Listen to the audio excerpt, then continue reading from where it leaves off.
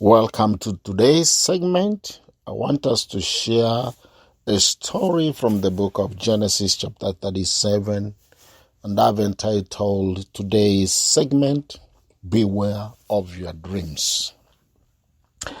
It's always very tempting to share the things that we see, the things that we go through, the dreams that we see or we have to friends. I know each and every one of us gets excited when you see a dream, when you have a vision. You will really want to go out and share it to everybody. But interestingly enough, even as you share, because we are not able to read the hearts of men, we may have very good intentions to share those things with them in anticipation that they will celebrate with us. But the opposite may be true. And in most cases, the opposite is true. And that's why we are reading this Genesis chapter 37. And I read, Joseph, being 17 years old, was pasturing the flock with his brothers. He was a boy with the sons of Peleah and Silpah, his father's wives. And Joseph brought a bad report of them to their father. Then it continues saying, now Joseph had a dream, and when he told it to his brothers, they hated him even more. Then when you jump down again, it says, so they hated him more when he shared another dream with them. So what I want us to share this morning is to be aware, or rather to be wise on what we share with friends. It's always very tempting, as I've already said, for you to share things with your friends, with colleagues, with brothers and sisters. And as we share these things, because none of us is able to read what is in the heart of another person, we may share these visions, we may share these dreams, we may share these plans with them, expecting them to celebrate with us. But not always that those whom you share with will always celebrate, because people get jealousy. People become envious of the progress or the strides you are making in life. So you've got really to pray and hear from God with whom you want to share your vision, with whom you want to share your dream, with whom you want to share your plans.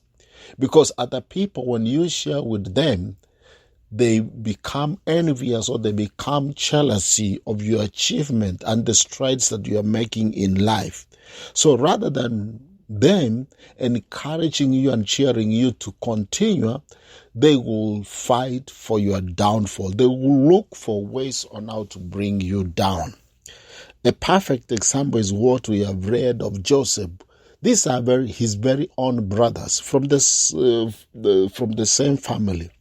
So when he had a vision, when he had a dream at the age of 17, the Bible says when he told them the dream he had, they were not happy and they decided to hate him. And even when he had a second dream and came and told them how the moon, the sun, and all the seers in the field were bowing before him, they even hated him.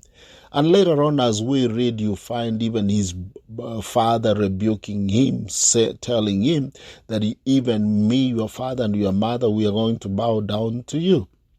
And so, animosity or hatred or anger can be generated because we did share our dreams, our plans with people, and not knowing exactly whether they were with us. So what am I saying? It's important for each and every one of us to understand that even as you share your plans, even as you share your things that you intend to do, the things that you have laid in your life that you want to do, be careful whom you want to share with, because it's not every person whom you perceive to be your friend will feel okay when you share to them or with them what you intend to do. So may the Lord Open your eyes and your heart to understand, whom can I share my problems with? Have you ever maybe encountered situations in life whereby you had something, or you saw something, or you had a plan and you went and shared with the person you thought to be your very close friend? Then the next thing that happened, it went viral. The very person you trusted and shared your deep secrets and shared your plans and dreams with them, and all of a sudden you find this same information is everywhere. Or these same very people whom you shared with, they have gone and told other people, oh, hear what so and so was telling me. Oh, he's trying to brag around. She's trying to brag around. They are trying to show us what they are able to do. This is very natural to human beings because we are always here and the enemy always tempts us. So, you've got to be very careful. You've got to seek the wisdom of God. You've got to pray to God to enable you to understand when you have a vision, when you have a dream, when you have plans, whom do you want to share with?